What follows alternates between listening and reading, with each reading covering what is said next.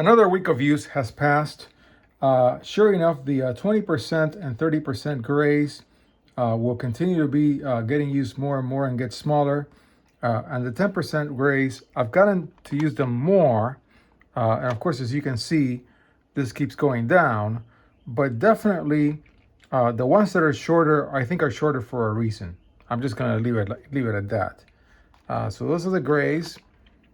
Then likewise for all of the other ranges, the darker reds are always going to get less use than the pinks, and then the oranges and the yellows are going to get the most use. I started with a brand new canner yellow, but it's going to continue to move down until it meets its other friends. Then when it comes to the browns, these colors just get used a lot, and that's just the way it's going to be. And so I think at some point, I'm not sure I'm going to wait for the diamond.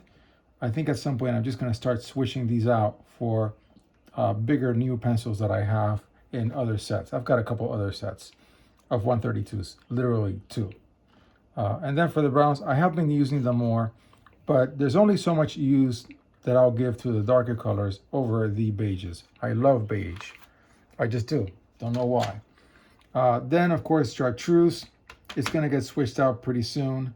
And the more popular, in my mind, lighter, sparklier greens, spring green, true green, apple green, especially apple green. I get to use it a lot, and lime peel. These darker grayish, not grayish, ochre-like greens, moss green, kelp green, green ochre, get less use. Peacock green gets a little bit more, but still it's a pretty tall pencil. Then for the blues, again, these are going to get switched out at some point, the very light blues. And yeah, that's where these are. This guy, violet blue, I just don't use it enough, and that's just the way it's going to be. So I think I'm proving to myself, I'm reinventing the wheel of some colors get used more than others.